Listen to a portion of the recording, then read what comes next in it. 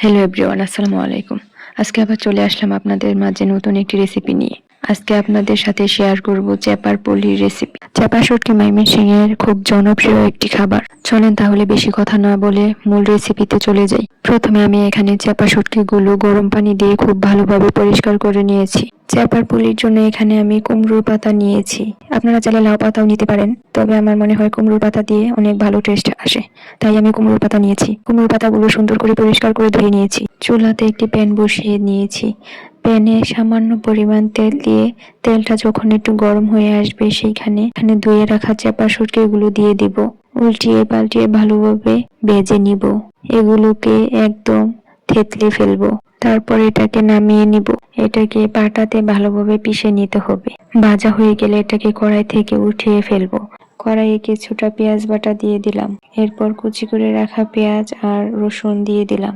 এগুলোকে সুন্দরভাবে ভেজে নিব। তারপর একটু পানি দিয়ে দিব। এগুলোকে ভালোভাবে সেদ্ধ করে নিতে হবে। সামান্য একটু হলুদের গুঁড়া আর পরিমাণ মতো মরিচের গুঁড়া দিয়ে দিলাম। পরিমাণ মতো লবণ দিয়ে দিলাম। তারপর এখানে ভেজে বেটে রাখা চেপা শুটকিটা দিয়ে ভালোভাবে মিশিয়ে নিব। এই তো দেখেন উপরে একটু তেল তেল বেশি আসছে। এই পর্যায়ে বুঝতে হবে চেপা শুটকিটা হয়ে আসছে। এখন এটাকে নামিয়ে নিব। আমি একটা প্লেটে নামিয়ে নিয়েছি। ধুয়ে রাখা কুমড়োর পাতাতে চাপা দিয়ে ভালোভাবে এটাকে মুড়িয়ে নিব। পাতা ছোট হলে একসাথে দুটা কিংবা তিনটাও দেওয়া যাবে।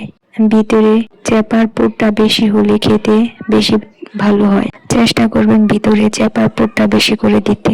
বাকি যে কটা কুমড়োর পাতা আছে সবগুলো আমি এভাবে বানিয়ে নিব। সামান্য একটু তেল দিয়ে চুলায় একটি প্যান বসিয়ে দিয়েছি। তেলটা একটু গরম হয়ে আসলে সেখানে একে একে চেপার পুলিগুলো সবগুলো দিয়ে দিব।